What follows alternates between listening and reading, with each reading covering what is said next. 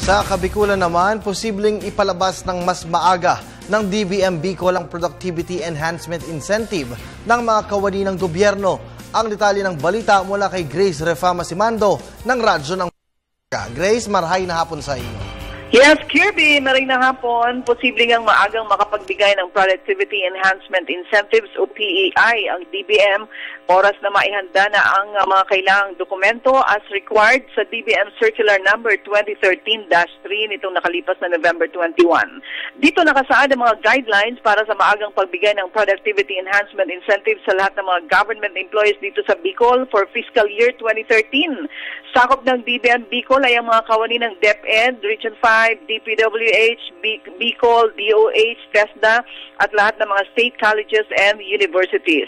5,000 piso ang nakatagdang matanggap ng lahat ng mga kawani ng pamahalaan sa loob ng linggong ito. Ayon sa panayam ng Radyo ng Bayan kay DBM Region 5 Deputy Director Angelita Sales, magmumula sa DBM ang pondo para sa PEI patungo sa mga iba't ibang sangay ng pamahalaan na i-release sa bisa ng SARO o Special Allotment Order. Ang CNA naman, ayon pa kay Director Sales, ay posibleng matanggap ng mga government employees sa darating na January 2014. Grace Refama Simando, Radyo ng Bayan, Naga, konektado ka.